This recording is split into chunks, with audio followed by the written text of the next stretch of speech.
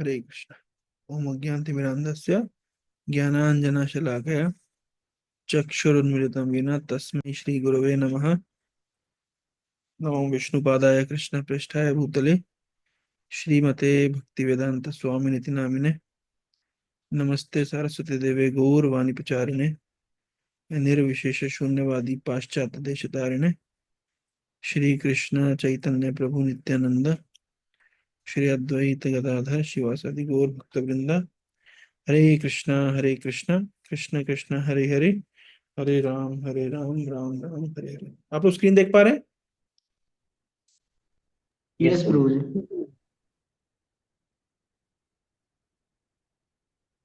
इनमें ब्रह्म संहिता दिख रहा है ना? यस प्रभु जी प्रभु। हाँ, नहीं तो पिछले बार से मजाक ही हो गया था। हाँ, तो बेसिकली ब्रह्म संहिता पढ़ने का उद्देश्य मैं आपको बता देता हूँ। जब मेरी ब्राह्मण दीक्षा हुई थी तो गुरुमां ने पूछा था ब्रह्म संहिता किस किसने पढ़ी है। तो मैं जितना ब्रह्म संहिता जानता था मैंने भी हाथ खड़ा कर दिया। गुरुमां कहते वेरी गुड, बहुत बढ़िया, तुमने पढ़ी है।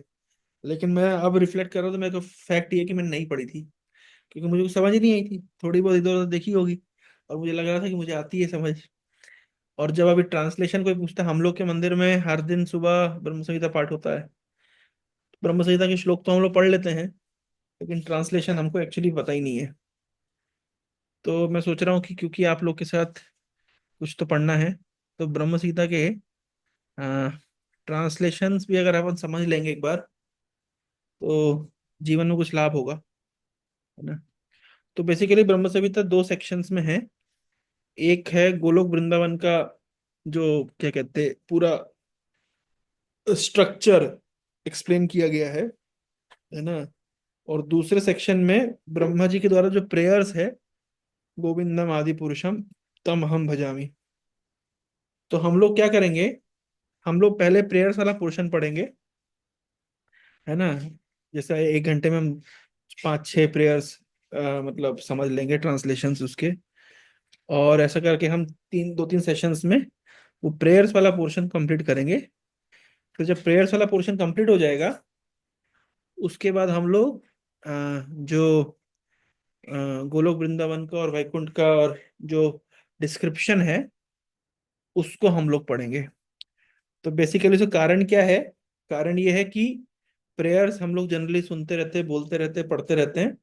तो पहले उसको कर लेंगे तो एक हमको, एक तो प्रेयर्स करने से बल मिलेगा। दूसरा, प्रेयर्स की ऑडियोज और वीडियोस भी अवेलेबल है, आप लोग सुन सकते हैं। जब आप सुनेंगे अपने सुबह में घर पे लगा दिया या रूम में जहां भी आप रहते हैं वहां लगा दिया, तो जो प्रेयर्स आप लोग पढ़ चुके होंगे, हम लोग डिस्कस कर चुके होंगे, तो आप उसको ट्रांसलेशन समझ पाएंगे और धीरे धीरे याद भी कर सकते हैं। और जो गोलोक वृंदावन का जो डिस्क्रिप्शन है वो थोड़ा सा कॉम्प्लिकेटेड है। तो उसके लिए हमको थोड़ा सा ब्रह्म संहिता की जो लैंग्वेज है उससे, मतलब क्या कहते हैं, यूज टू होना पड़ेगा। और एक और बात है कि ब्रह्म संहिता का जो ट्रांसलेशन हमारे पास इंग्लिश में अवेलेबल है, ये भक्ति सिद्धांत सरस्वती ठाकुर ने किया है। और ये अंग्रेजी उस जमाने की अंग्रेजी है जब हम लोग पैदा नहीं हुए थे, और इस्कॉन भी नहीं था और प्रभुपाद जी भी नहीं थे। ये उस जमाने की अंग्रेजी है, काफी हाई प्रोफाइल अंग्रेजी है। तो हाँ, है ना, वो वैसे भी समझ नहीं आती है। तो बीच बीच में हो सकता है कि हमको चैट जीपीटी का सहारा लेना पड़े और उसको बोलना पड़ेगा भाई इसको सरल अंग्रेजी में समझाओ कि हम समझ पाए, है ना। पता नहीं वो कितना समझा पाएगा, और जो भी है, ये जो भाषा है थोड़ी सी तो कॉम्प्लिकेटेड है ही, है ना। हमने सुना है कि भक्ति सिंह ठाकुर के ग्लोरिफिकेशन में कि जब वो अंग्रेजी बोलते थे तो अंग्रेजों को भी डिक्शनरी लगती थी। तो कैसी डिक्शनरी लगती होगी वो तो हम लोग समझ ही पा रहे हैं, और ऊपर से फिर गोलोक वृंदावन का एक्सप्लेनेशन, तो लिटिल कॉम्प्लिकेटेड, है ना। तो और जब ये हम समझ पाएंगे, गोलोक वृंदावन का पूरा जो स्ट्रक्चर हम समझ पाएंगे, तब हम जो गोलोक चार्ट है उसको भी थोड़ा थोड़ा हम समझ पाएंगे।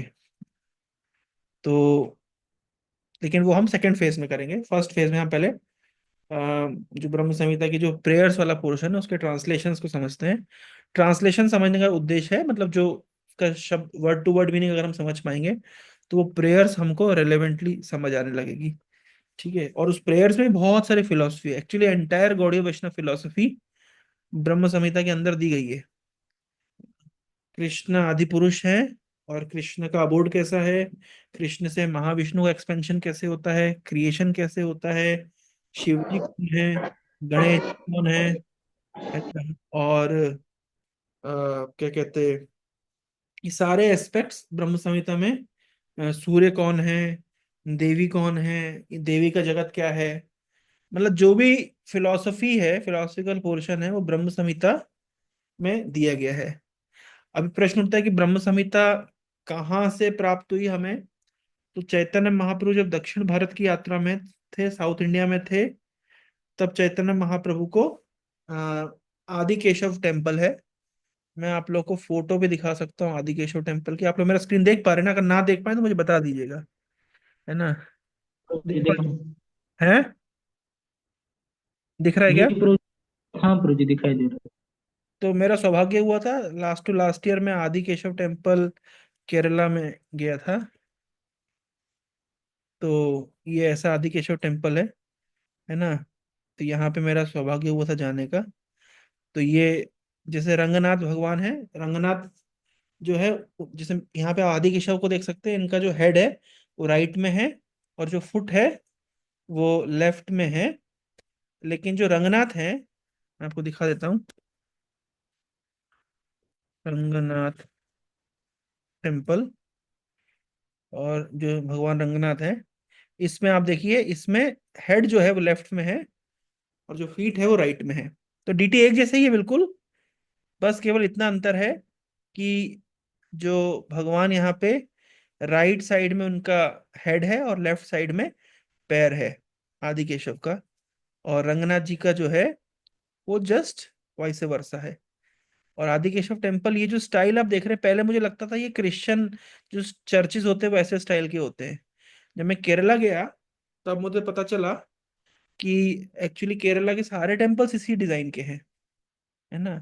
और आप में से कोई गया है केरला? हाँ? जी यस प्रभु जी, प्रभु जी। मैं गया। वो टीसीएस की ट्रेनिंग में गए थे क्या, तिरुवनंतपुरम? नहीं नहीं, मेरा यस प्रभु टीसीएस जी। नहीं है। नहीं, ये ओह शोभनी। सर। यस प्रभु जी, पद्मनाभ स्वामी टेम्पल दिखा था प्रभु हाँ, जी, तो वो त्रिवेंद्रम में। तिरुवनंतपुरम में है पद्मनाभ स्वामी टेम्पल, और उसी से कुछ लगभग 100-150 किलोमीटर दूर पे ये आदि केशव टेम्पल है। बीच में श्रृंगेरी मठ भी आता है, शंकराचार्य का जो बर्थ प्लेस है। और तो ये मतलब यहाँ पे चैतन्य महाप्रभु को ये मिला था, बुक मिली थी जिसका नाम है ब्रह्म संहिता। और चैतन्य महाप्रभु ने क्या किया था, अपने हाथ से कॉपी करके ओरिजिनल ब्रह्म संहिता लेकर के आए थे, और जो हाथ से लिखा हुआ था वो वापस उस टेम्पल में रख दिए थे। ऐसा उन्होंने क्यों किया? ताकि कल को प्रमाण दे सकें कि भाई मैं जो है, मैंने मन से नहीं लिखा है, ये मैं ओरिजिनल कॉपी लेकर के आ रहा हूँ, और हैंड रिटन कॉपी को मैं छोड़ करके आ रहा हूँ वहां पे। तो ब्रह्म संहिता हमारे गौड़ीय वैष्णव फिलॉसफी में कृष्ण को as a supreme personality of Godhead जो है एस्टेब्लिश करने के लिए, ग्रुप में लिख दो कि प्रभु जी discussing Brahma Samhita, what is interested, enjoy, दोनों दिनों ग्रुप में लिख दो। हाँ, तो अगर क्या कहते हैं, तो चैतन्य महाप्रभु जो हमारी जो एंटायर गॉडी वैष्णव फिलोसफी है, जिसमें Krishna as supreme personality of Godhead हम बोलते हैं, तो वो ब्रह्म संहिता ग्रंथ है जिसमें इसको मतलब एस्टेब्लिश किया गया है। और दूसरा ग्रंथ चैतन्य महाप्रभु को मिला था, इसका नाम था कृष्ण कर्णामृत। जब चैतन्य महाप्रभु महाराष्ट्र गए थे, कृष्ण कर्णामृत बिल्वमंगल ठाकुर के द्वारा विरचित बुक है। कृष्ण कर्णामृत मतलब जो कृष्ण के कानों को अमृत प्रदान करे, मतलब कृष्ण के कानों को रस प्रदान करे। तो बिल्वा मंगल ठाकुर ने वो बुक लिखी है कृष्ण कर्णामृत। जब चैतन्य महाप्रभु दक्षिण भारत में गए थे, महाराष्ट्र साइड गए थे, यही इसी रूट से क्रॉस करके जब महाराष्ट्र गए थे, तो वहां पे उनको वो बुक मिली थी। तो ये दो बुक चैतन्य महाप्रभु ने खोजी थी। तो कभी अगर प्रश्न उठता है चैतन्य महाप्रभु ने कौन कौन सी बुक खोज के हमको प्रस्तुत करी हमारे सामने, तो है कृष्ण कर्णामृत और ब्रह्म संहिता। ब्रह्म संहिता मिली थी आदिकेशव टेम्पल में। बिल्वा मंगल ठाकुर का अगर नाम आता है, तो उनके द्वारा कोई प्रसिद्ध गीत आपको याद है, पता है, सुना है? हाँ प्रभु, चौराष्टकम। चौराष्टकम चौराष्टकम और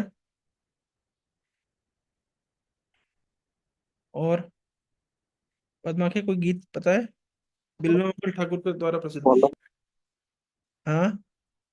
अच्छा, मैं भक्तों से रिक्वेस्ट करूंगा जो भी आए हैं, अगर आप लोग कैमरा वैमरा चालू कर सकते हैं तो बहुत अच्छा होगा, ताकि आप लोग की सुंदर शक्ल देखने का अवसर मिले, है ना। राकेश प्रभु वन, राकेश प्रभु टू, है ना, सालों साल आप लोग को दर्शन नहीं होता है, तो अगर आप लोग का सुंदर चेहरा देखने का अवसर मिले तो हमारा जीवन धन्य होगा, और हमको लगा कि आप इन्वॉल्व हैं।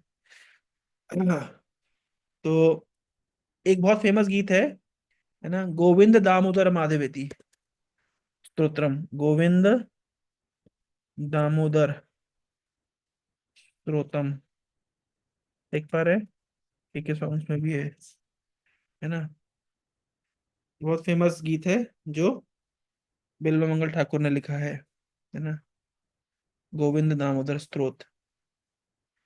तो ये भी बिल्वमंगल ठाकुर के द्वारा विरचित है ना, गोविंद दामोदर स्तोत्र। मेरी आवाज वगैरह आ रही है ना, नेटवर्क थोड़ा सा कमजोर चल रहा है लेकिन। यस प्रभु जी, आ रहा क्लियर। हाँ, ठीक। तो ये भी गीत उन्होंने लिखा है, बिल्वमंगल ठाकुर ने, गोविंद दामोदर स्तोत्र। और ये खुलेगा तो आप लोग को दिखाऊंगा, ये वाला, है ना, बहुत फेमस गीत है। अग्रे कुरूणाम अथ पांडवानाम दुःशासनेनार्थवस्त्रकेश कृष्ण तदक्रोशद अनन्यनाथ गोविंद दामोदर माधवेति। जब ये वाला थर्ड वाला, विक्रेतु कामा किल गोपकन्या मुरारी पादार्पित चित्त वृत्तई। जब ये लोग बेचने जाते थे, गोपियां जब मक्खन बेचने जाती थी, दूध बेचने जाती थी, तो उनको क्या बोलना चाहिए? दूध ले लो, मक्खन ले लो, दूध ले लो, मक्खन ले लो, ऐसा बोलना चाहिए। लेकिन उनकी चित्त वृत्ति हमेशा गोविंद में इतनी लगी रहती थी कि वो दूध ले लो, मक्खन ले लो की जगह क्या बोलती थी? गोविंद दामोदर माधवेति, इस तरह वो बोलती थी। तो बहुत सुंदर गीत है ना। ये मतलब इसको पढ़ना चाहिए। बहुत सारे श्लोक हैं, और खूब सारा, आप देख सकते हैं कितना सारा है। तो ये सब लिखा है किन्होंने? बिल्वमंगल ठाकुर ने, है ना। श्री कृष्ण गोविंद हरे मुरारे, हे नाथ नारायण वासुदेवा, जिह्वे पिबस् वा जिह्वे पिबस्वामृत एतदेव, गोविंद दामोदर माधवेति। श्री कृष्ण, ये फेमस गीत है ना, सब जानते हैं, नॉर्थ में और साउथ में हर जगह प्रसिद्ध है। श्री कृष्ण गोविंद हरे मुरारे, हे नाथ नारायण वासुदेवा, है ना। जीवा से इस अमृत को पीना चाहिए, है ना। किस अमृत को? गोविंद दामोदर माधवेति। तो ये सब गीत लिखा है बिल्वमंगल ठाकुर ने। तो इन्हीं के द्वारा लिखा गया कृष्ण कन्नामृत, वो ग्रंथ है जिसको चैतन्य महाप्रभु ने खोजा था महाराष्ट्र में, और आदि केशव मंदिर में खोजा था, ब्रह्म संहिता नाम के ग्रंथ को। और ये जो आदि केशव मंदिर का जो एक प्लेटफॉर्म है, एक चबूतरा है, जिस सॉरी सॉरी, हाँ सॉरी, गड़बड़ बोल दिया। तिरुवनंतपुरम में जो कौन सा मंदिर है, क्या बताया था? पद्मनाभ स्वामी, पद्मनाभ स्वामी। तो ये जो मंदिर है पद्मनाभ स्वामी, है ना, ये काय के लिए प्रसिद्ध है? जब इसमें किसी विशेष दिन में, जब सूर्य उदय तो होता है, सूर्यास्त होता है, तो इसके जो, क्या कहते हैं, ये होल्स हैं, आप देख सकते हैं जो बरांडा, इससे सूर्य ऊपर होते हुए जाता है, सूर्य नीचे होते हुए जाता है ना, इस तरीके से ये इसके प्रसिद्ध है। और ये देखिए इस तरीके से, है ना, ये वाला, this temple is famous for, Padmanabha Swamy temple is famous for this particular. देखिए कैसे सूर्य एक एक करके ऊपर जाता है, एक एक करके नीचे आता है, उस इसका डिजाइन इस तरह का है। और world one of the richest temple भी है ये, क्योंकि इसमें बहुत सारा सोना मिला था, बहुत प्रसिद्ध हुआ था ये कुछ साल पहले।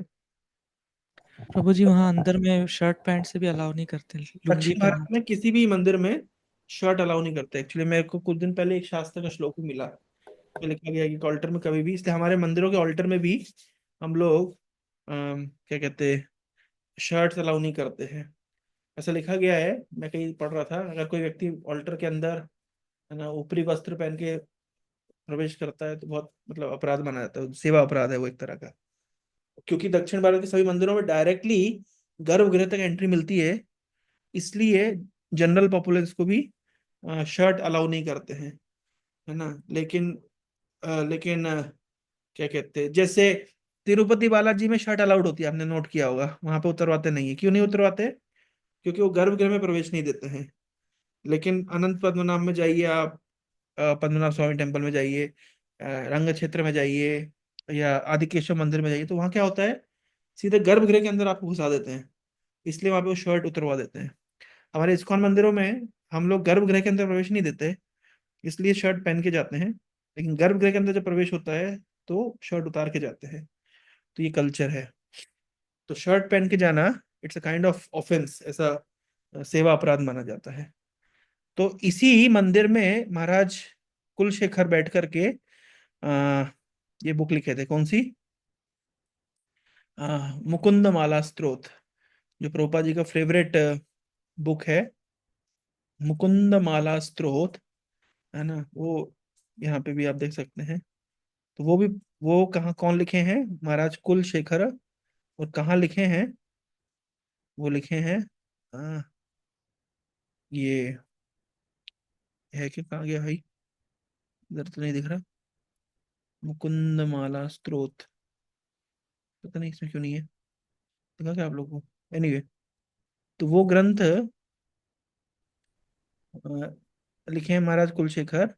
और कहाँ लिखे हैं, यहाँ पे लिखे हैं, जो आ, अनंत पद्मनाभ स्वामी टेम्पल है वहां पे। मुकुंद माला तो हालांकि अवेलेबल है, आप लोग नेट पे भी देख सकते हैं। मुकुंद माला, भाई शोर मचा रहा है,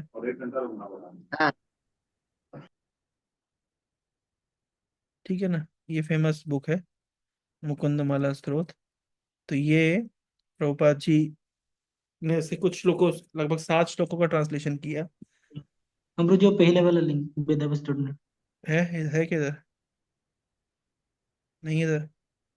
नहीं प्रो, बैक में पहला वाला हाँ, लिंक। मैं बस ये बुक दिखा रहा था, ये रहा मुकुंद माला स्तोत्र। तो ये ग्रंथ कहाँ लिखा गया है, ये ग्रंथ लिखा गया है इस टेम्पल में, अनंत पद्मनाभ स्वामी टेम्पल में। तो ये मैं क्यों बता रहा हूँ, क्योंकि ये सब कनेक्टेड है। चैतन्य महाप्रभु जब अनंत पद्मनाभ स्वामी टेम्पल गए, आदिकेशव टेम्पल गए, रंग क्षेत्र गए थे, फिर महाराष्ट्र गए थे, तो महाराष्ट्र में उन्होंने कृष्ण कर्णामृत खोजा था, और आदिकेशव टेम्पल में उन्होंने ब्रह्म संहिता खोजा था, और पद्मनाभ स्वामी टेम्पल भी गए थे, जहाँ पे पद्मनाभ स्वामी टेम्पल की विशेषता अगर कोई पूछे तो क्या है, तो पहली विशेषता तो ये है कि ये जो उसका जो आर्किटेक्चर है बहुत सुंदर इस तरह का है। दूसरी विशेषता ये है कि वहां पे ही बैठ करके महाराज कुलशेखर ने मुकुंद माला स्तोत्र लिखा था। एक्चुअली क्या होता है, जब आप दो चार कनेक्टेड वो जान जाते हैं, लिंक्स जान जाते हैं ना, तो कोई भी प्रेजेंटेशन देना बहुत इजी हो जाता है। मतलब जैसे मान लीजिए, अगर आपको दो चार स्टोरीज, दो चार टेम्पल के बारे में पता चल गया, तो आपके लिए क्या होगा कि वो एक एक सरल लिंक बन जाएगा। मतलब आप ऑडियंस को एंगेज रख सकते हो, क्योंकि ऑडियंस को नए नए इन्फॉर्मेशन पसंद है।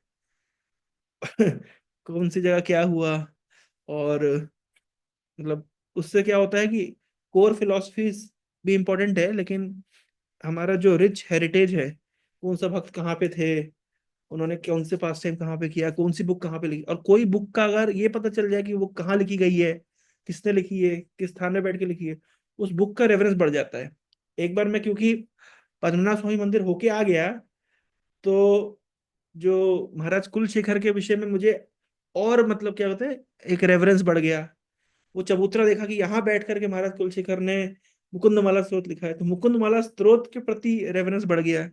फिर जब सुना कि प्रभुपाद जी को वो वर्सेस बहुत पसंद थे, तो और उसका रेफरेंस, मतलब उसके प्रति सम्मान बढ़ गया। तो किसी बुक के प्रति अगर आपका सम्मान बढ़ जाता है, तो स्वाभाविक रूप से फिर क्या होता है, आपको उस बुक को पढ़ने में और रुचि होती है ना। इसी प्रकार से जब हम आदिकेशव मंदिर गए, तो ये वही स्थान है जहाँ पे चैतन्य महाप्रभु ने ब्रह्म संहिता खोजी थी। और ब्रह्म संहिता हमारे गौड़ी वैष्णव परंपरा के लिए मतलब लाइफलाइन है। तो उस जगह के बारे में जानने से, उस बुक के बारे में जानने से, उस ऑथर के बारे में जानने से, या उस व्यक्ति के बारे में जानने जिसने उसको डिस्कवर किया है, तो एक क्या होता है, तो कनेक्टिविटी होने से उस बुक को पढ़ने का उत्साह बढ़ जाता है। समझ रहे हैं? तो ये है फैक्ट, इसलिए ये सब जानना है ना, इसलिए मैं इस चीज को कनेक्ट करने की कोशिश किया। तो हम लोग अभी ब्रह्म संहिता में चलते हैं। तो जैसे कि मैंने बताया, ब्रह्म संहिता में दो सेक्शंस हैं। एक सेक्शन है जिसमें गोलोक वृंदावन का एक पूरा एक्सप्लेनेशन है, ज्योग्राफी वर्णन है, और दूसरा ब्रह्मा जी के द्वारा प्रेयर्स। तो आज हम ब्रह्मा जी के द्वारा जो प्रेयर्स हैं उस सेक्शन को शुरू करेंगे, और वो जब सेक्शन खत्म हो जाएगा फिर हम गोलोक वृंदावन के स्ट्रक्चर को समझें। और सब लोग क्यूरियस हैं गोलोक वृंदावन के स्ट्रक्चर को समझने के लिए, क्योंकि हमें पता है ये ग्रंथ हमारे पास है, लेकिन कभी हम इसको पढ़ते नहीं है। क्यों पढ़ते नहीं है? क्योंकि हमें समझ आता नहीं है। तो हम कोशिश करेंगे इसको जितना डिकोड कर सके।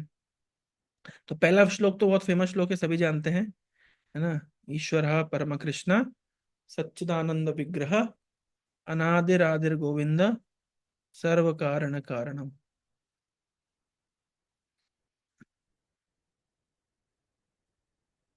खुलना चाहिए। नेट कमजोर है क्या? नेट तो दिखा रहा है सफिशिएंट है। अरे खुल ही नहीं रहा। इसको रीलोड कर दूं क्या? एक मिनट। दरवाजा और खोल दो, मुझे लगता है इसमें तो सफिशिएंट नेट आ रहा है। कौन शोर कर रहा है भाई? उड़ीसा? ठीक है।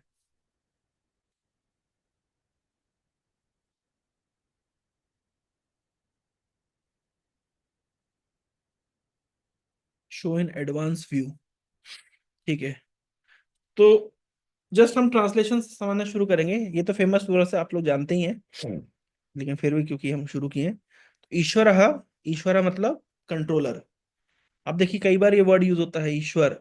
ईश्वर भगवान, परमात्मा, है ना, गॉड, है ना, यहोवा, अल्लाह, सब शब्दों का अपना एक मीनिंग है।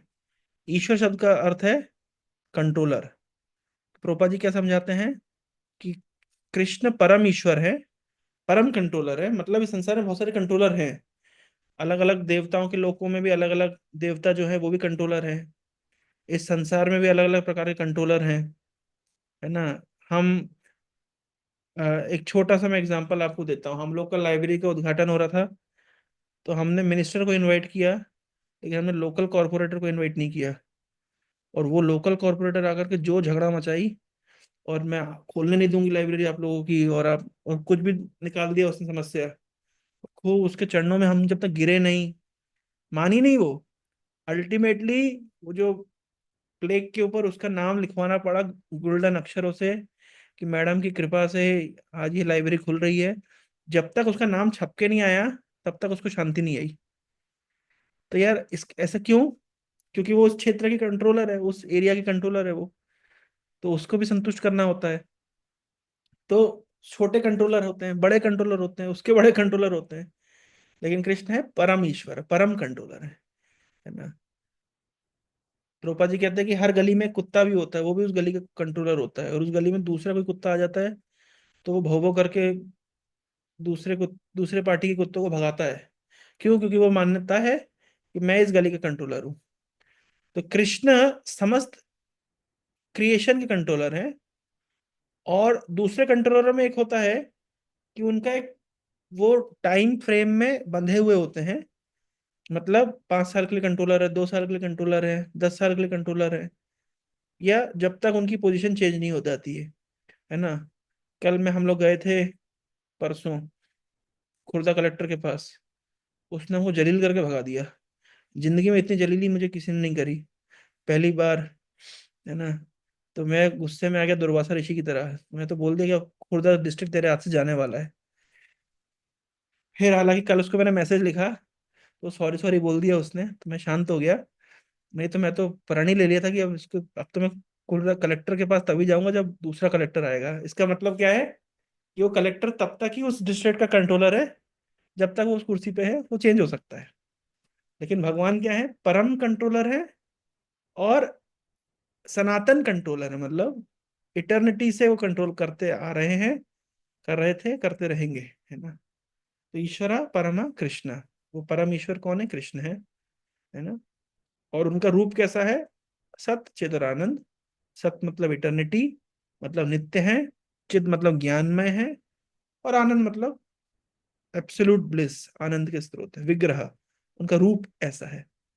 वे अनादि हैं, उनका कोई आदि नहीं है, और वे सबों के आदि हैं, है ना। और वो गोविंद हैं जो इंद्रियों को आनंद प्रदान करते हैं और सभी कारणों के परम कारण है। अभी एक दो दिन पहले मैं एक फिलोसफर को सुन रहा था, समथिंग वेंट रॉन्ग। हाँ, मैं एक फिलोसफर को सुन रहा था। वो बोल रहे थे कि वो बोल रहे थे कि, है ना, there is no God, the nature itself, है ना, इज, मतलब is self sufficient to create itself. इस तरीके से वो बोल रहे थे। बोले कि, तो बोले कि अगर अगर आप बोलते हैं कि ईश्वर का कोई क्रिएटर नहीं है, तो इसका अर्थ ये होता है ईश्वर कोई क्रिएटर नहीं है और ईश्वर ने सब कुछ क्रिएट किया है ना। तो बोले हम भी तो वही बात बोल रहे हैं, है ना, प्रकृति कोई क्रिएटर नहीं है, प्रकृति अपने आप में सेल्फ सफिशिएंट है। तो अगर ये लॉजिक प्रकृति के ऊपर लागू नहीं होता तो ईश्वर के ऊपर कैसे लागू होता है? अगर आप कहते हैं कि प्रकृति के पीछे कोई क्रिएटर है, तो ईश्वर के पीछे भी क्रिएटर होना चाहिए। और अगर आप कहते हैं कि प्रकृति कोई, अगर और प्रकृति अगर क्रिएटेड है तो ईश्वर भी क्रिएटेड होना चाहिए। लेकिन तो यहाँ पे अंतर आ जाता है। हम लोग कहते हैं सब चीज का क्रिएशन है, मतलब कुल मिला के हमारे डिवाइस को ही वो काट रहे थे कि हम बोलते हैं every creation as a creator, that means God must also have a creator. तो इसको कहते हैं मेंटल स्पेकुलेशन। स्पेकुलेशन मतलब जहां आप अपनी बुद्धि चलाने लगे। वेद वाक्य कह रहा है कि नहीं नहीं, वे अनादिर आदि है, उनका कोई आदि नहीं है, वे सबों के आदि हैं। लेकिन अब आप उसमें अपना दिमाग चलाएंगे तो इसका मतलब है कि आप, मेंटल स्पेकुलेशन किसको कहते हैं अगर कोई सरल शब्दों में कहा जाए तो? मेंटल स्पेकुलेशन उसको कहते हैं जब शास्त्र के द्वारा दिए गए निर्णय के बाहर जाकर के आप कुछ स्पेकुलेट करते हैं, उसको कहते हैं मेंटल स्पेकुलेशन। विद इन शास्त्र अगर आप कुछ चिंतन करते हैं, मनन करते हैं, कंपैरिजन करते हैं, समझते हैं, उसको स्पेकुलेशन नहीं कहते। शास्त्र के बाहर जाकर के जब आप चिंतन करना शुरू करते हैं उसको कहते हैं मेंटल स्पेकुलेशन। जैसे कृष्ण का कलर नीला क्यों है? अब लोग इसके ऊपर घंटों घंटों चर्चा करते हैं, कवि लोग कविताएं लिखते हैं, दार्शनिक लोग उसके ऊपर भाषणबाजी करते हैं, डिबेटें होती है। टॉपिक क्या है? कृष्ण का कलर नीला क्यों है। अब ये, इसको मेंटल स्पेकुलेशन कहते हैं, इसको कृष्ण कथा नहीं कहते। लोग कहते हैं अच्छा भैया हम भी तो कृष्ण कथा ही कर रहे हैं। बोले क्या कथा कर रहे हैं? बोले हम चर्चा करें कृष्ण कलर नीला क्यों है, कृष्ण मोर पंख क्यों लगाते हैं। इसको क्या हम कृष्ण कथा बोलेंगे? नहीं बोलेंगे, इसको मेंटल स्पेकुलेशन बोलेंगे। क्यों बोलेंगे? क्योंकि ये शास्त्र की परिधि के, शास्त्र के सरकमफेरेंस के बाहर का डिस्कशन है, इसलिए इसको मेंटल स्पेकुलेशन बोलते हैं। इसको करके कोई आध्यात्मिक लाभ नहीं होगा। मायावादी लोग क्या करते हैं आपने देखा होगा, वो लोग कृष्ण में बोलते हैं, है ना, लेकिन वो लोग कृष्ण में वो बातें बोलते हैं जो शास्त्र की परिधि के बाहर है। और अगर आप किसी मायावादी को आ, मतलब पॉइंट आउट करें कि अरे यार ये तो इस तरह बात बोल रहा है, तो लोग बोलते हैं अरे वो कृष्ण कथा ही तो बोल रहे हैं, कृष्ण के विषय में तो बोल रहे हैं, आप भी कृष्ण के विषय में बोलते हैं, वो भी कृष्ण के विषय में बोलते हैं, फिर आप लोग उनसे इतना चिढ़ते क्यों हैं? तो भाई हम कृष्ण के विषय में वो बात बोलते हैं जो शास्त्र की परिधि के अंदर है, जो शास्त्र की सरकमफेरेंस के अंदर है। वो लोग कृष्ण के विषय में वो बात बोलते हैं जो शास्त्र जहां पे बोलना बंद कर देता है वो लोग वहां बोलते हैं, उस मैटर पे बोलते हैं। अभी कोई आपने कहीं पे किसी शास्त्र में पढ़ा कृष्ण कलर नीला क्यों है, इसके ऊपर कोई डिस्कशन हो रहा है? कहीं नहीं हो रहा है। फैक्ट है कि कृष्ण कलर नीला है, बात खत्म, है ना। लेकिन अब उसके ऊपर वो घंटों घंटों स्पेकुलेट करते हैं कृष्ण कलर नीला क्यों है, और उसके अलग अलग 100 प्रकार के रीजन देंगे, और उनको, और वो कृष्ण से संबंधित ही लगता है, लेकिन that is called mental speculation. तो अगर कोई पूछे सरल शब्दों में what is mental speculation, anything that you are discussing which is outside the circumference of शास्त्रिक नॉलेज, वैदिक नॉलेज, उसको उसको कहते हैं स्पेकुलेशन। पॉइंट समझ आए? जैसे जब वेद कह रहा है या शास्त्र कह रहे हैं कि भगवान सबके आदि हैं, उनका कोई आदि नहीं है ना, तो उस वेद वाक्य को एज इट इज स्वीकार करना चाहिए। लेकिन अब कोई व्यक्ति अगर डिबेट कर रहा है कि अरे आप कह रहे हैं कि भगवान का भी आदि होना चाहिए क्योंकि आपने कहा for every creation there must be a creator, तो गॉड इज, तो गॉड का भी कोई क्रिएटर होना चाहिए, और उस विषय पे वो घंटों चर्चा कर सकते हैं। पर that is called mental speculation.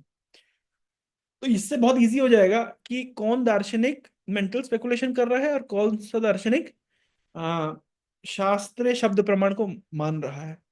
कभी कभी आप देखेंगे कि सैड गुरु भी कृष्ण के ऊपर बोलते हैं, ओशो रजनीश भी कृष्ण के ऊपर बोलते हैं, है ना। आचार्य प्रशांत तो कृष्ण के ऊपर बोलते ही हैं, उन्होंने तो गीता के ऊपर कमेंट्री भी लिखी है। लेकिन उन सबको प्रभुपाद जी ने एक शब्द बोला है, मेंटल स्पेकुलेशन। क्यों? क्योंकि वो शास्त्र को ना मान करके कृष्ण का नाम लेकर के अपना कंक्लूजन कृष्ण के ऊपर थोपते हैं, है ना। हो सकता है कुछ कुछ चीजें अच्छी हो, इंटरेस्टिंग हो, और कुछ कुछ चीजें शास्त्र के से मैच भी हो जाए। जैसे मान लीजिए आप ऐसे जिगजैग जिगजैग लाइन खींचिए और एक लाइन आप नीचे स्ट्रेट लाइन खींचिए, तो जिगजैग जिगजैग लाइन का कोई कोई छोटा छोटा हिस्सा वो स्ट्रेट लाइन के पैरेलल हो सकता है, लेकिन एंटायर लाइन जिगजैग जिगजैग है। अगर आप एंटायरली को देख, पूरा एंटायर उस लाइन को देखेंगे तो जिगजैग है, लेकिन एक छोटे से सेगमेंट को देखेंगे बोलेंगे पैरेलल हो जाता है। तो लोग कहते हैं कि अरे पैरेलल तो है ही। पैरेलल क्या है? एक छोटा सा हिस्सा पैरेलल है, पर द एंटायर लाइन, मैं इसको समझा पा रहा हूँ कि मैं आप लोग को, जैसे मैं, क्या आप लोग मेरा स्क्रीन देख पा रहे हैं? यस प्रभु जी। मतलब मैं ये एनालॉजी क्यों दे रहा हूँ, मैं आप लोग को जस्ट बताना चाहता हूँ what is mental speculation, what is not, है ना। प्रभु जी वेदाबेस ही दिख रहा है हमको। अच्छा रुकिए रुकिए, मैं आप लोग को थोड़ा सा दिखाता हूँ, है ना, छोटा सा पॉइंट। देख पा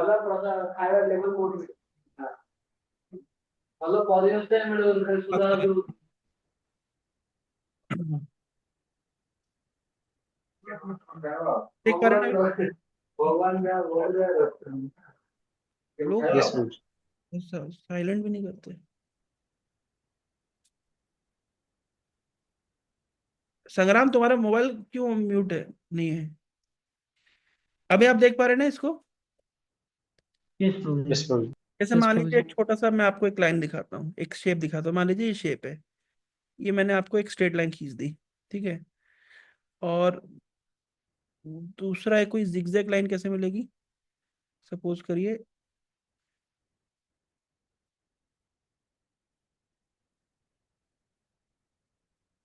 ये एक जिगजैग लाइन है। सपोज जस्ट मैं एक एनालॉजी समझाने की कोशिश कर रहा हूँ, ठीक है। अगर कोई व्यक्ति बोले कि भाई इतना ये जो सेक्शन है,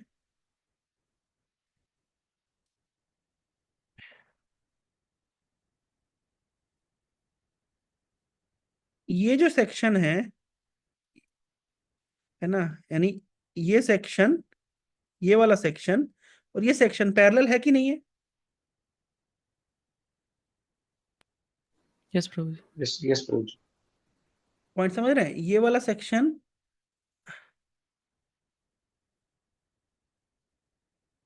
ये सेक्शन और ये सेक्शन पैरेलल है कि नहीं है? पैरेलल लग Yes, रहा Prabhuji. है, बिल्कुल पैरेलल लग रहा है। तो कभी कभी मायावादियों की बात और भक्तों की बात या वैष्णव फिलॉसफी कभी कभी लगता है यार ये एक जैसी तो बात बोल रहे हैं, अंतर क्या है? पर वो कभी कभी लगता है, मतलब वो इतने ही सेक्शन में लगता है। लेकिन अगर भक्तों की बात ऐसे स्ट्रेट लाइन है, तो मायावादी फिलोसफी ऐसे जिगजैग है। कभी कभी ऐसा होता है कि, मतलब कभी कभी ऐसा होता है कि वो आ, जैसे एक बार और हो गया, इस तरीके से आप समझ सकते हैं।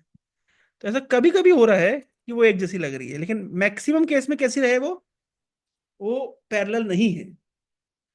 तो लोग क्या करते हैं, वो कभी कभी वाले रील्स बना लेते हैं, शॉर्ट्स देख लेते हैं, केवल इतना ही देखते हैं वो, कि भाई बात तो वो भी तो वही बोलो जो आप लोग कह रहे हैं, देखो वो भी वैसा है, वो भी ऐसा है। लेकिन वो क्योंकि उनने एक 30 सेकंड की रील देखी होती है, 1 मिनट की रील देखी होती है, 1 मिनट का शॉर्ट देखा होता है, तो इतना ही देख पाते हैं। लेकिन जब वो पूरी उनकी फिलॉसफी को देखेंगे, तो ये कोई इसका और छोर नहीं, कोई पैरेलल नहीं है। तो बस मैं यही बताना चाह रहा हूं कि मायावादी मेंटल स्पेकुलेशन क्या करते हैं, वो लोग शास्त्र की परिधि के बाहर, शास्त्र के सरकमफेरेंस के बाहर कृष्ण को देखते हैं, और भक्त लोग कृष्ण को शास्त्र की नजरों से देखते हैं। बस इतना सा अंतर है ना। ये समझना है, ये एनालॉजी समझिए जो मैंने आप लोग को एग्जांपल देके समझाया। तो अगर कोई मायावादी बोलते हैं एक तरफ बोलते हैं कि कृष्ण मतलब कृष्ण के ऊपर व्याख्या भी करते हैं, और एक तरफ ये मानते भी नहीं है कि कृष्ण है परम ईश्वर, या अनादिर आदिर, उनका कोई आदि नहीं है, वे समस्तों के आदि हैं। और सर्व कारण कारण, ये शब्द तो बहुत प्रसिद्ध है, हम सब जानते हैं, सभी कारणों के परम कारण। आप कोई भी कारण, कोई भी चीज का कॉज निकाल लीजिए, उसके परम कारण भगवान होते हैं। ये है ब्रह्मा जी का स्टेटमेंट। अब हम लोग सीधे चलते हैं, जो चिंतामणि प्रकर सद्मसु, वो जो प्रेयर्स है, फेमस प्रेयर्स हैं, उसके दो चार, हाँ, श्लोकास का हम ट्रांसलेशन आज सीखेंगे। मैं लिखित में बता सकता हूँ, आप में से किसी ने वो ट्रांसलेशन कभी जिंदगी में नहीं पढ़े होंगे, और मैंने भी नहीं पढ़े हैं। ठीक है ना, ये प्रेयर्स हमने सबने सुनी है, परंतु इस्कॉन में इतने साल हो गए, हेला, मैं तो इतनी बार बता दूं, इस्कॉन में इतने साल हमको हो गए, हम प्रभुपाद जी का प्रणाम मंत्र संस्कृत में नहीं लिख सकते, इंग्लिश में भी नहीं लिख पाएंगे, उसमें भी हम मिस्टेक कर देंगे।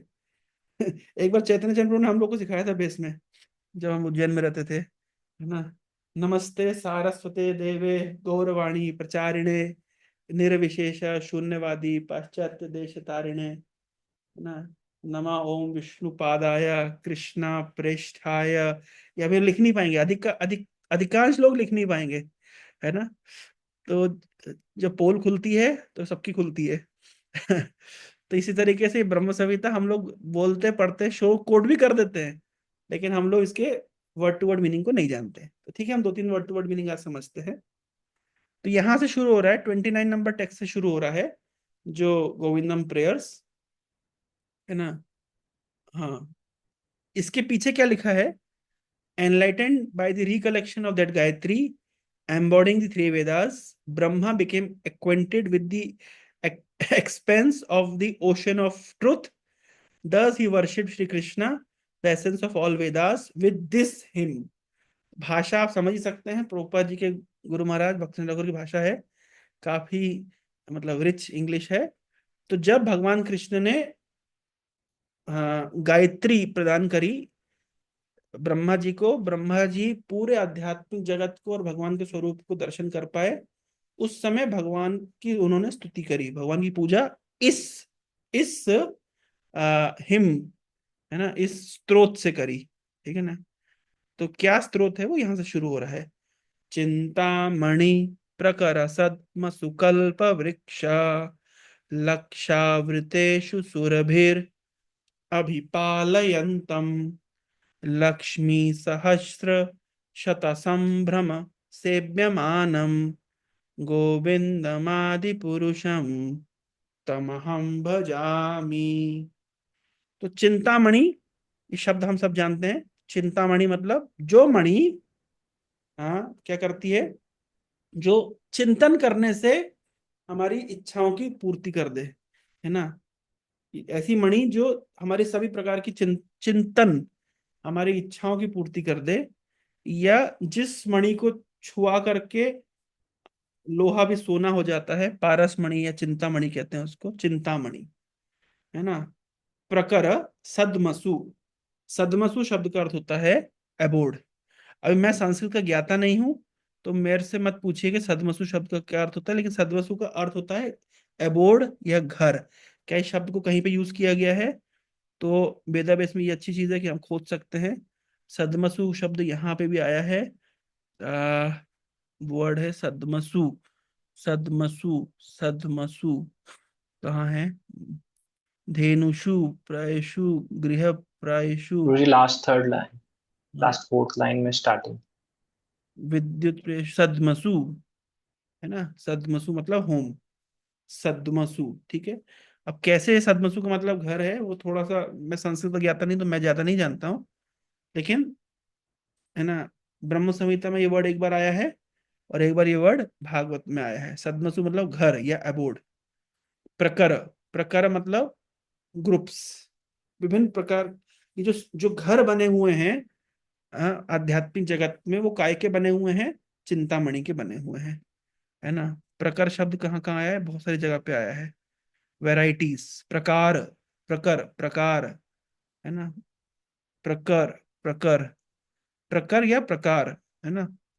दोनों, कई जगह ये वर्ड यूज हुआ है, आप लोग देख सकते हैं, है ना। लेकिन प्राकार शब्द का अर्थ होता है एलिवेटेड वॉल्स। प्राकार मतलब वॉल्स, है ना, प्रकार मतलब वेराइटीज, है ना, इस तरीके से ये वर्ड यूज हुआ है। बाकी प्रकार मतलब ग्रुप्स।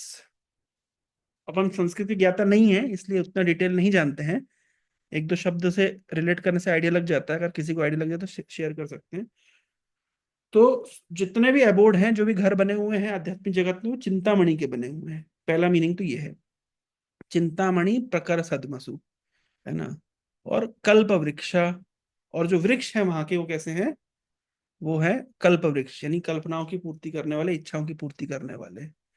लक्षावृतेषु, आवृत शब्द तो सभी जानते हैं, आवृतेषु मतलब ढका हुआ, आवृतम ज्ञानमेतेन, है ना, ज्ञानिनो नित्य वैरिता आवृतेषु।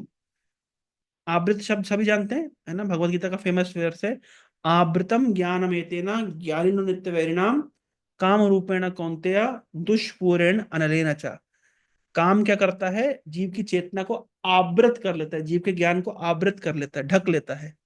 तो आवृतेषु मतलब सराउंडेड, तो सराउंडेड बाई, है ना, लक्षावृतेषु, लाखों लाखों, हाँ, सुरभि गाय से भगवान क्या है, आवृत है। मतलब आप गोलोक वृंदावन जाएंगे तो आपको भगवान दिखेंगे क्या, नहीं दिखेंगे। क्यों नहीं दिखेंगे, क्योंकि इतनी सारी गाय हैं कि भगवान वहां पे दिखाई नहीं देंगे। आवृतेषु, काय से आवृत हैं, सुरभि, सुरभि गाय से। और क्या कर रहे हैं भगवान सुरभि गाय के साथ, अभिपालयंतम, उनको पाल रहे हैं, मतलब उनको उनको चरा रहे हैं, है ना। तो जब आप आध्यात्मिक जगत, तो ये ब्रह्मा जी क्या बोल रहे हैं, हम्म। उन्होंने क्या देखा, ये देखिए ब्रह्मा जी के पास उस समय फोटो वोटो होती, मोबाइल वोबाइल होता अगर आईफोन वगैरह, तो रील बना करके शायद वो अपलोड कर देते हैं कि गोलोक वृंदावन ऐसा दिखता है। लेकिन दुर्भाग्य से उस समय स्टीव जॉब ने इसको खिचड़ी नहीं खाई थी। अगर खाई होती तो आईफोन बनाया होता, आईफोन बनाया होता तो ब्रह्मा जी को भी एक दिया होता, ब्रह्मा जी को एक दिया होता, तो ब्रह्मा जी जो बोल रहे हैं उसको वीडियो वीडियो बना करके अपलोड कर देते, हम लोग देख लेते। लेकिन ऐसा नहीं हुआ। तो जो, चलो जो नहीं हुआ तो नहीं हुआ, कोई बात नहीं। क्या हो सकता है, तो ब्रह्मा जी ने बेस्ट अपनी तरफ से क्या उन्होंने देखा वो एक्सप्रेस कर रहे हैं। तो भगवान उन्होंने क्या देखा, ब्रह्मा जी को पूरा विजन मिल रहा है कि भाई उन्होंने देखा आध्यात्मिक जगत। अच्छा, आध्यात्मिक जगत कैसा दिखता है, कैसे बना हुआ है, तो भैया बोल रहे हैं कि वहां पे जितने भी घर बने हुए हैं, है ना, सब चिंतामणि के बने हुए हैं। और जितने भी वृक्ष हैं वो क्या है, कल्प वृक्ष हैं। बोले आपने भगवान को देखा क्या, आपने अगर गोलोक वृंदावन देखा, भगवान दिखे क्या। बोले अरे भगवान नहीं दिखे। क्यों नहीं दिखे भाई, क्योंकि भगवान मिलियंस ऑफ लक्षावृतेषु, लाखों लाखों सुरभि गाय से क्या है, आवृत हैं, ढके हुए हैं। मतलब इतनी सारी गाय है कि भगवान दिखाई नहीं दे रहे। और वो गाय क्या कर रहे हैं, भगवान गायों को चरा रहे हैं, है ना। और इतना ही नहीं, और क्या देखा आपने वहां पे, लक्ष्मी सहस्र शत, और हजार हजार लक्ष्मियां, हाँ, संभ्रमण, संभ्रम सेव्यमानम। संभ्रम शब्द का होता है बहुत ही respectfully, with great reverence, with great intimacy, और प्रेम के साथ संभ्रम, है ना। ये शब्द बहुत फेमस शब्द है, कई जगह ये वर्ड यूज हुआ है ना। रिस्पेक्ट के साथ में भगवान को क्या कर रही हैं, लक्ष्मी देवी सारी सेवा कर रही हैं। एक दो लक्ष्मी नहीं है भैया, वहां पे बहुत सारी लक्ष्मियां हैं, है ना। उन्होंने देखा, ब्रह्मा जी ने देखा कि हजारों हजारों लक्ष्मी क्या कर रही हैं, बहुत सेवा कर रही हैं भगवान की। और सेवा कैसे कर रही है, with great respect and intimacy, with reverence, सम्मान के साथ सेवा कर रही है, मतलब बहुत बहुत अपना समझ के भगवान को सेवा कर रही हैं। उन गोविंद जो आदि पुरुष है, मैं उनको नमस्कार करता हूँ। ठीक है, I worship Govinda the primeval Lord Adi Purush, the first progenitor who is tending the cows. भगवान क्या कर रहे हैं उस फोटो में, अगर ब्रह्मा जी ने पेंटिंग बनवा ली होती तो कैसी होती वो पेंटिंग, है ना, कि भगवान क्या कर रहे हैं, काउस को टेंडिंग कर रहे हैं और यील्डिंग ऑल डिजायर। सुरभि गाय कैसी होती है, सुरभि गाय की भी विशेषता होती है कि वो सभी प्रकार की इच्छाओं की पूर्ति करती है ना। इन अबोर्ड्स बिल्ड विद स्पिरिचुअल जेम, जो वहां का अबोर्ड है, जो पूरा घर बने हुए हैं, रोड बनी हुई है, मकान बने हुए हैं, जो भी बना हुआ है वो ईंट पत्थर का नहीं बना हुआ है, गिट्टी का नहीं बना हुआ है, बालू का नहीं बना हुआ है, सब कुछ स्पिरिचुअल जेम का बना हुआ है। और surrounded by millions of kalpavriksha purpose trees, always served with great reverence and affection by hundreds and thousands of Lakshmis और गोपीज।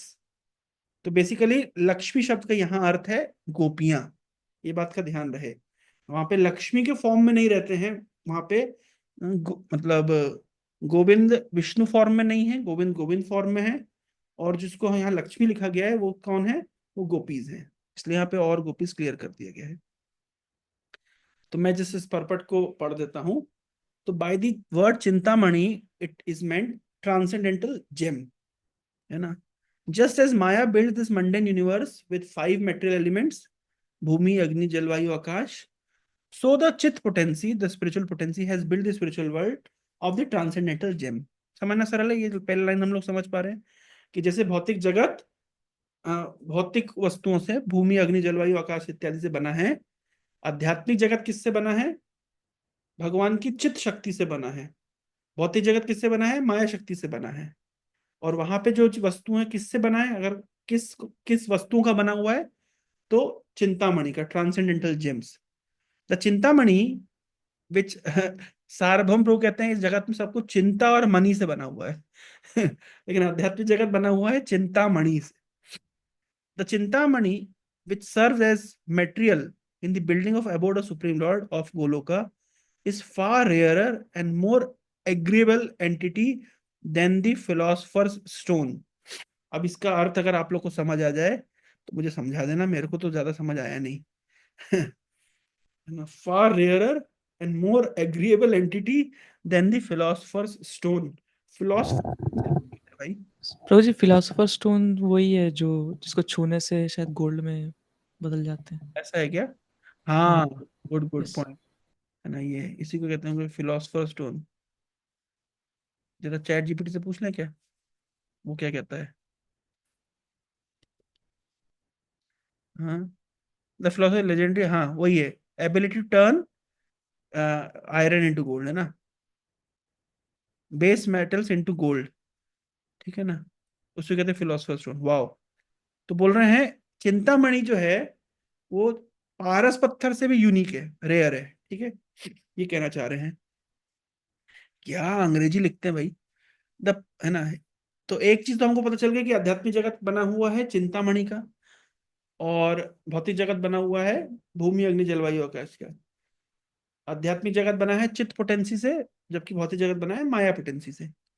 चिंतामणि जो है वो क्या कहते हैं, रेयर है पारस पत्थर से भी, ठीक है।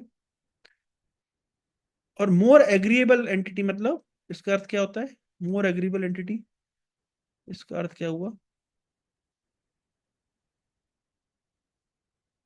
इस शब्द को कैसे समझेंगे, क्या ये समझा पाएगा चैट जीपीटी अपन को, जरा देखें समझा पाता है कि नहीं। इतना टेक्नोलॉजी आगे चल गई, इतना तो बता ही सकता है।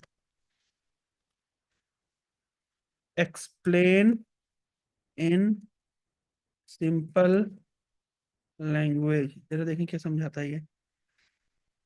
The Chintamani is a mystical wish fulfilling gem in Vedic tradition, especially in relation to Goloka, the divine abode of Lord Krishna. It is far more powerful and special than philosopher's stones of Western alchemy, है ना।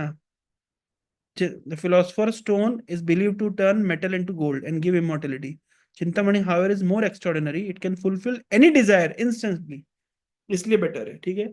In Goloka, Krishna's divine realm, everything including the ground and the building is made up of Chintamani, making it piece of unlimited spiritual bliss, place of unlimited spiritual bliss. Unlike the philosopher's stone, which is sought after for material wealth, Chintamani is divine and grant spiritual fulfillment। समझे आप लोग, पारस पत्थर तो केवल इस संसार का धन देता है, चिंतामणि आध्यात्मिक फुलफिलमेंट भी देती है ना। While the philosopher's stone is valuable in the material world, Chintamani is infinitely greater because it exists in spiritual world and grants eternal happiness and devotion to Krishna। वाह, चैट जीपीटी इंटेलिजेंट है, आप लोग को मानना पड़े इस बात को। हाँ, इतना डिटेल में समझा दिया उसने। और मैं क्यों चैट जीपीटी को रेफर कर रहा हूँ, ताकि आप लोग सीख सकें कि चैट जीपीटी मतलब का यूज भी किया जा सकता है फिलोसफी समझने के लिए अगर भक्तिनाथ ठाकुर के परपट को इतने इजी तरीके से समझा सकता है, फिर वो क्या नहीं कर सकता है। है ना? ठीक है। The purpose tree yields only fruit, yes, the purpose tree yields only fruits of पाइटी, wealth, fulfilment of Dzire, liberation. मतलब भौतिक जगत का जो कल्प वृक्ष होता है वो केवल धर्म, अर्थ, काम, मोक्ष देता है, लेकिन आध्यात्मिक जगत में क्या देता है वो? Innumerable fruits in shape of checkered divine love. ठीक है, सेम बात हो गई भौतिक जगत और आध्यात्मिक जगत में। भौतिक जगत के जो कल्प वृक्ष होते हैं वैसे तो होते नहीं है, अगर होते भी है तो अधिक से अधिक क्या देंगे? धर्म, अर्थ, काम और मोक्ष। धर्म मतलब फ्रूट्स ऑफ पाइटी, अर्थ मीन्स वेल्थ, काम means fulfilment of desire, and मोक्ष मीन्स लिबरेशन। इन आध्यात्मिक जगत के कल्प वृक्ष क्या देते हैं? कृष्ण प्रेम देने की क्षमता रखते हैं, है ना? Kamdhenu, cow yielding the fulfillment desire, give milk when they are milked, but कामधेनुs of Golok pour forth ocean of milk in the shape of fountain of love, showering transcendental bliss that does away with hunger and thirst of all pure devotees। क्या भाषा है!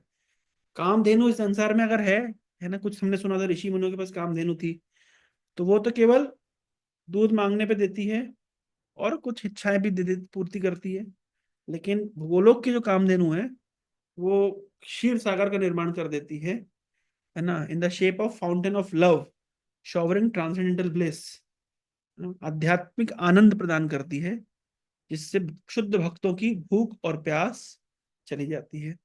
The word लक्ष्य और सहस्त्र शत signify endless number, कोई and नहीं है। जैसे भौतिक जगत में everything is limited by time and space, limitation है, आध्यात्मिक जगत में एंडलेस है ना। लक्ष्य का मतलब ये नहीं होता कि केवल लाख है, एंडलेस है ना। द वर्ड संभ्रमण और सादर indicates being saturated with love. Here Lakshmi denotes gopi, clear बोल रहे हैं भक्ति ठाकुर, लक्ष्मी का तात्पर्य है गोपियां। Adi Purush means who is the primeval Lord. Simple है ना, ये तो इतना कठिन नहीं समझना। ठीक है, एक और लेते हैं। वेणुम क्वांतमरबिंदम दलायताक्षम बरहावतांसम असिताम्बुदसुन्दरांगम कंदर्पकोटिकमनीय विशेष शोभम गोविंदम आदि पुरुषम तमहम भजामि। वेणुम, तो आगे और देखा उन्होंने कि पिछले श्लोक में देखा ब्रह्मा जी ने क्या क्या देखा, कि ब्रह्मा जी ने देखा कि मतलब जो एबोर्ड है गोलोक वृंदावन वो चिंतामणि का बना हुआ है, यहाँ के घर, रोड, जो कुछ भी है सब चिंतामणि से बना हुआ है। जो वृक्ष है वो कल्प वृक्ष है, और भगवान आवृत हैं, ढके हुए हैं हजारों लाखों गायों से। कोई सामान्य गाय नहीं है, सब सुरभि गाय हैं। कामधेनु इस संसारिक कामधेनु से कई गुना अधिक, अ, मतलब इस संसारिक कामधेनु तो केवल भौतिक कामनाओं की पूर्ति करती हैं, धर्म, अर्थ, काम, मोक्ष आदि प्रदान करती हैं, लेकिन आध्यात्मिक जो कामधेनु है वो कृष्ण भक्ति प्रदान करती है। कामधेनु गाय हैं, उससे भगवान ढके हुए हैं, और करोड़ों करोड़ों जो लक्ष्मी है वो उनकी सेवा में लगी हुई है। अब नेक्स्ट क्वेश्चन है, भगवान कैसे दिख रहे हैं? अगर कोई ब्रह्मा जी से पूछ ले भाई भगवान कैसे दिख रहे हैं, थोड़ा सा ये बता दो, तो बोल रहे हैं भगवान कैसे दिख रहे हैं? वेणुम, सबसे पहली उन्होंने बता रहे हैं कि वेणुम, हाथ में उनके वेणु है ना। और रखी हुई है क्या? नहीं नहीं, क्वंतम, मतलब क्वणंतम, बजा रहे हैं उसको, है ना। क्वणंतम मतलब केवल हाथ में रखी नहीं उन्होंने, अपितु प्लेइंग या साउंडिंग, आवाज कर रही है वो। दो वर्ड है, क्वांटम के दो अर्थ होते हैं, या तो साउंड निकल रही है और या तो प्ले कर रहे हैं, है ना। और अरविंद दला, लोटस पेटल की तरह क्या है? आयतः, अरविंद दलायतः, आयत मतलब खिला हुआ है। अक्षम, भगवान की आंखें कैसी है? हाँ, अरविंद दल मतलब लोटस पेटल, और लोटस पेटल सूखा हुआ नहीं, मुरझाया हुआ नहीं। आयतः मतलब पूरा ब्लॉसमिंग है। अक्षम उनकी आंखें। और उन्होंने सिर पे क्या धरा हुआ है? बरहा मतलब पीकॉक फेदर। ये वो बरहा वर्ड भी कई जगह वैदिक शास्त्र में आता है। बरहा मतलब पीकॉक फेदर, बरहा मतलब पीकॉक फेदर, कई जगह आप देख सकते हैं 10th कैंटो में, 8th कैंटो में। बरहा चा मरई, है ना, मतलब fan made of peacock feather, बरहा, है ना, बरहा पीकॉक फेदर को कहते हैं, है ना। तो बरहा, बरहा मतलब पीकॉक फेदर, और अवतामसम हुज ऑर्नामेंट ऑन हेड, तो उन्होंने सिर पे बरहावतामसम मतलब अपने सिर पे पीकॉक फेदर धारण किया हुआ है। असित अंबुदा, और उनका कलर कैसा है भगवान का? असित अंबुदा, tinge with hue of blue clouds. असित मतलब ब्लू होता है, अंबुदा मतलब, असित मतलब ब्लू। देखिए कई जगह ये वैदिक शास्त्र में वर्ड यूज हुआ है, 3rd कैंटो में, 4th कैंटो में, 10th कैंटो में, है ना, ब्लू और ब्लैक, कई जगह ये वर्ड असित, है ना। तो असित शब्द का अर्थ होता है इन, असित रत्नई मतलब द वैल्यूएबल इंद्रनील ज्वेल। असित शब्द का ये अर्थ होता है असित अंबुदा। असित मतलब ब्लू, है ना, ब्लू, असित मतलब ब्लू। तो असित अम्बुद, अम्बुद मतलब सब, मतलब अंबु, अंबु मतलब होता है पानी, द मतलब देने वाला, पानी देने वाला यानी बादल। तो ब्लू कलर के बादल जैसा उनका क्या है, सुंदर अंगम, उनके ब्यूटीफुल बॉडी है। कैसे लग रही है वो? कंदर्प मतलब कामदेव, कोटि कमनीय, विशेष शोभम मतलब करोड़ करोड़ कामदेव से भी ज्यादा जो कमीनीय मतलब चार्मिंग, अट्रैक्ट करने वाली उनकी शोभा है। ऐसे गोविंद जो आदि पुरुष है, मैं उनको प्रणाम करता हूँ। I worship Govinda the primeval Lord who is adept in playing his flute. क्या कर रहे हैं? वेणुम कवंतम, बांसुरी बजा रहे हैं, है ना, वेणु बजा रहे हैं। उनकी आंखें कैसी है? अरविंद दला आयताक्षम, ब्लॉसमिंग लोटस पेटल जैसी उनकी आंखें हैं। और बरहावतामसम, सिर पे उन्होंने, है ना, with head deck with peacock feather, peacock's feather. और असित अंबुद सुंदरांगम, the figure of beauty tinged with the hue of blue clouds. और कंदर्प कोटि कमनीय, and his unique loveliness charming millions of cupid. इस प्रकार का भगवान का स्वरूप है। ठीक है, इसको पढ़ लेते हैं, फिर एंड करेंगे। The matchless beauty of Krishna, the supreme Lord of Goloka is being described. Krishna the all pervading cognizant has a spiritual form of his own. उनका खुद का एक स्वरूप है, आध्यात्मिक स्वरूप है, जो ब्रह्मा जी ने देखा, अपनी आंखों से देखा। The form of Krishna is not fanciful creation of imagination formed after visualizing the beautiful things of the world, है ना। When Brahma saw in his ecstatic trance of pure devotion, what Brahma saw in his ecstatic trance of pure devotion is being described। ऐसा नहीं है ये कोई imagination है, ये ब्रह्मा जी ने देखा है। अब ब्रह्मा जी के उस समय कैमरा नहीं था, नहीं तो फोटो खींच के दे देते, लेकिन एक्चुअली फोटो खींच के हम नहीं देख पाते, है ना। भगवान शुद्ध भक्ति से ही देखे जा सकते हैं, है ना, केवल फोटो मात्र से नहीं देखे जा सकते हैं। तो बोल रहे हैं कि जो ब्रह्मा ने अपना, उन्होंने अपनी आध्यात्मिक पूर्णता के समय देखा, वही डिस्क्राइब कर रहे हैं। Krishna is engage in playing upon his flute, that flute by his enchanting musical sound attract the hearts of all living beings, just as a lotus petal produce a pleasant sight, the two beautiful eyes of Krishna who causes the manifestation of our spiritual vision display the unlimited splendor and beauty of his moon-like face. The loveliness that adorns his head with peacock feather figures, the corresponding feature of the spiritual beauty of Krishna. Just as a mass of blue clouds offer specifically soothing, pleasant view, the complexion of Krishna is analogously tinged with spiritual dark blue color. The beauty and loveliness of Krishna is far more enchanting than Cupid multiplied a multifold. Simple है, एक बार समझ गया तो ये कठिन नहीं समझना। फिर भी हम लोग चैट जीपीटी से बोलते हैं कि थोड़े सरल शब्दों में समझाओ, है ना। Explain in simple word in points. क्या?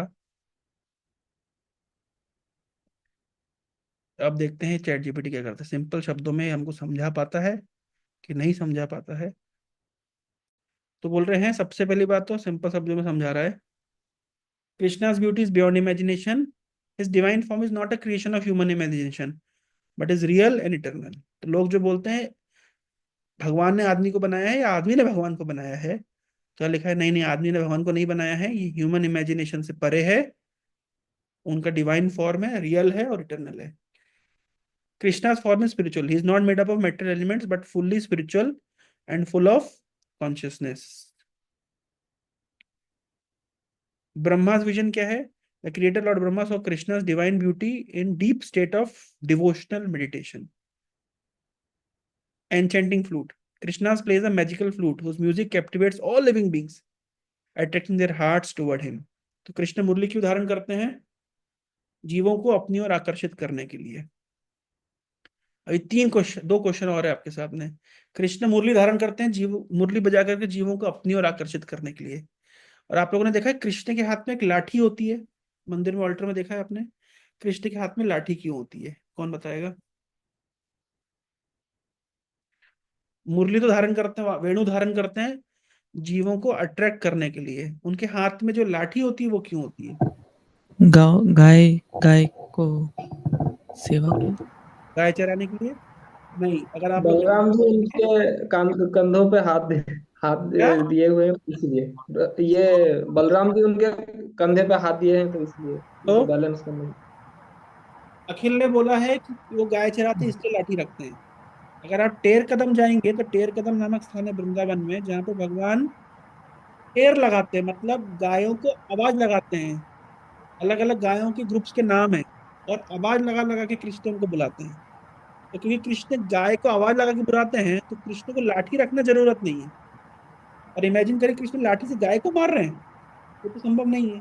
और गाय तो कृष्ण के आदेश की, मतलब कृष्ण, जैसे हम लोग की 108 मोतियों की माला होती है, कृष्ण की भी माला है। और उस मोतियों के ऊपर अलग अलग गायों का नाम है। अगर आप पूछ लें चैट चैट जीपीटी से, नेम ऑफ काउस या नेम्स ऑफ कृष्णा काउस, तो देख लेते क्या क्या नाम आते हैं, है ना। बोलो वृंदावन में गाँव में सुरभि गाय है, मंगला है, पिंगला है, पद्मिनी है, सबला है, नंदिनी है ना। ये तो ऐसे करके, हाँ ये श्वेत बोलेंगे तो सारी धवली गाय आ जाएगी, है ना। कृष्ण बोलेंगे, अरुणी बोलेंगे, पीत बोलेंगे, ऐसे करके ऐसे नाम होते हैं, वो नाम बुलाते हैं, और तभी गाय दौड़ती हुई कृष्ण के पास आ जाती है। इनफैक्ट खासियत तो ये है कि कृष्ण, सब गाय को लगता है कृष्ण मुझे पर्सनली बुला रहे हैं। तो ये तो क्वेश्चन ही नहीं उठता कि कृष्ण किसी को लाठी से मारना पड़े। सब गाय को लगता है कि कृष्ण ने मुझे पर्सनली आवाज दी है, इसलिए वो इतनी एक्साइटेड हो जाती है कृष्ण के पास आने के लिए। तो लाठी इसलिए नहीं रखते, तो फिर किस लिए रखते? दूसरा पद्माकी बोल रहा है कि भाई एक तरफ से, है ना, बलराम जी कृष्ण के ऊपर वजन डाल दिए, तो क्या कृष्ण को सपोर्ट के लिए वो रखना पड़ता है क्या?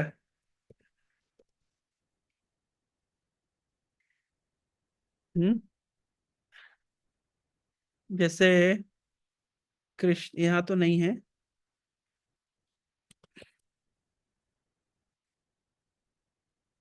मुझे मेरे पास है शायद वो फोटो। जैसे आप हमारे मंदिर में देख लीजिए, इधर भी नहीं, हमारे मंदिर में तो अक्सर रखते हैं। हाँ, लास्ट में है गुरु जी वाला।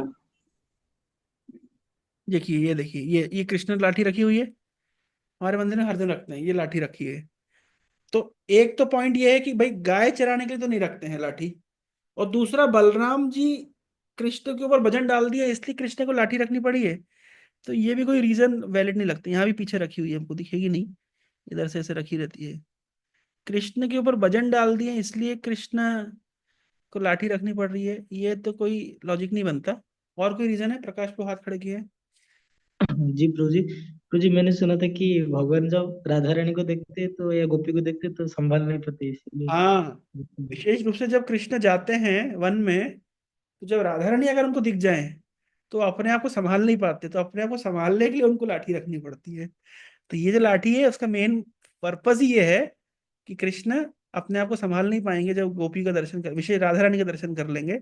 तो इसलिए कृष्ण क्या रखते हैं, ये एक एक एक सपोर्ट रखते हैं। तो कृष्ण के हाथ में वेणु होती है जीवों को आकर्षित करने के लिए, और कृष्ण के हाथ में ये जो क्या कहते हैं, जो ये जो लाठी है ये होती है अपने आप को संभालने के लिए। अभी प्रश्न उठता है कि बलराम जी के हाथ में हल क्यों होता है, कृष्ण के हाथ में वेणु होती है लेकिन बलराम जी के हाथ में हल होता है, हलधर कहते हैं उनको, ये रहे हल, हलधर हलायुध, इनके हाथ में हल क्यों होता है? प्रभु जी, क्योंकि वो गुरु तत्व है, और हाँ वो भक्तों के हृदय को मतलब फील्ड जिसको माना जाता है, उसको हल से वो फेवरेबल बनाते ताकि उसमें भक्ति का सीड डाल करेक्ट सके। Correct correct. बलराम जी क्या करते हैं, बलराम जी क्योंकि ओरिजिनल गुरु हैं, तो भक्त के हृदय रूपी मिट्टी को वो क्या करते हैं, हल से खरोचते हैं जिसमें भक्ति का सीड डाला जा सके, जैसे किसान करता है। और क्योंकि क्योंकि वे गुरु हैं, और हल से, अब मान लीजिए आपके हृदय को कोई हल से खोदेगा तो दर्द तो होगा ही ना। तो गुरु का जब इंस्ट्रक्शन प्राप्त होता है तो थोड़ा हृदय में दर्द होता है, लेकिन भक्ति के सीड को इम्प्लांट करने के लिए वो बहुत जरूरी होता है ना। तो इसलिए बलराम जी जो ओरिजिनल गुरु तत्व हैं उनके हाथ में क्या होता है, ये हल होता है। तो कोई पूछे तो वेणु होती है भक्तों को आकर्षित करने के लिए, कृष्ण के हाथ में लाठी होती है अगर रास्ते में राधा रानी मिल जाए तो अपने आप को संभालने के लिए, और बलराम जी के हाथ में हल होता है भक्तों के हृदय रूपी मिट्टी को खोद करके उसमें भक्ति का बीज रोपण करने के लिए। तो इसलिए enchanting fruit. Lotus like eyes, Krishna's eyes are beautiful as lotus petal radiating divine splendour and grace, है ना, radiating divine splendour and grace. Krishna की आंखों, आंख क्या होती है, करुणामय नेत्र होते हैं, अपनी करुणामय नेत्रों से कृष्ण भक्तों के ऊपर, है ना, वो एक गीत है ना विनोद अग्रवाल का, करुणा बरस रही है करुणामयी निगाह से, है ना, तो उनकी करुणामयी निगाहों से, आंखों से वो मतलब करुणा बरसाते हैं। मून लाइक फेस, कैसा है उनका, है ना, चंद्रमा के समान उनका सुंदर चेहरा है, unlimited beauty, soothing, pleasing like full moon. Peacock feather है, peacock feather on his head adds to his charming spiritual beauty. Dark blue complexion है, और beyond Cupid's beauty Krishna attractiveness far greater than Cupid's multifold, है ना, करोड़ करोड़ कामदेव को अगर मिला लिया जाए उससे भी अधिक है कृष्ण की सुंदरता। तो इस प्रकार से परपट में भक्त सिंह ठाकुर लिखे हैं। हरे कृष्ण, कितना सुंदर लिखे हैं ना। तो ब्रह्म संहिता में हमें कृष्ण के और निकट आने का एक अवसर प्राप्त होगा। नेक्स्ट श्लोक हम अगले हफ्ते पढ़ेंगे, है ना।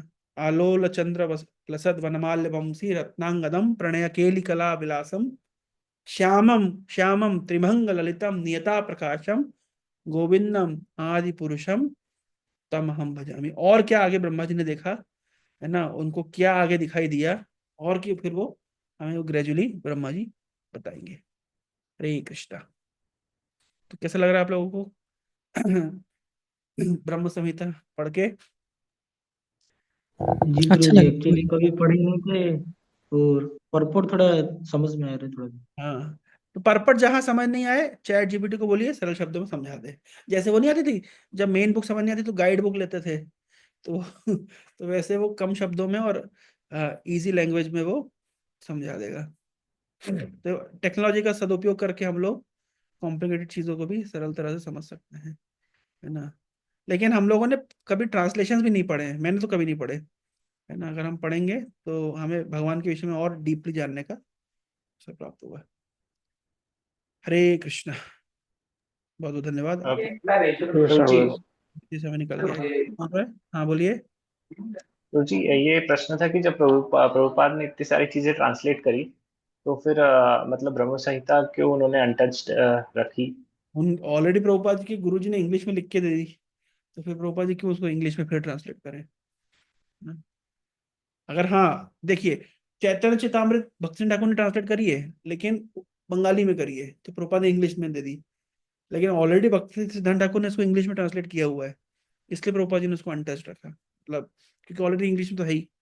इंग्लिश है लेकिन इतनी भी कठिन नहीं है, ऐसा नहीं है कि अब बिल्कुल ही समझ नहीं आ रही है ना।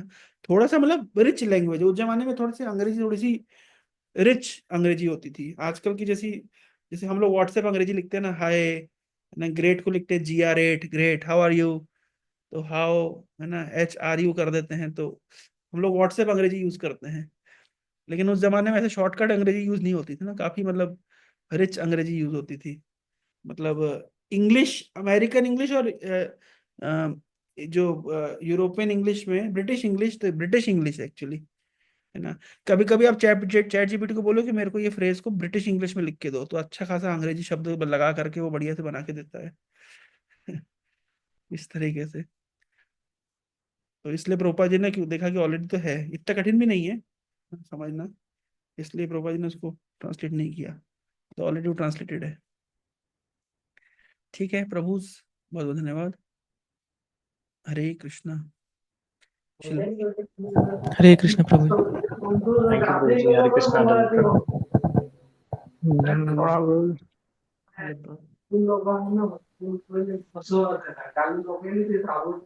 हरे कृष्ण प्रभु।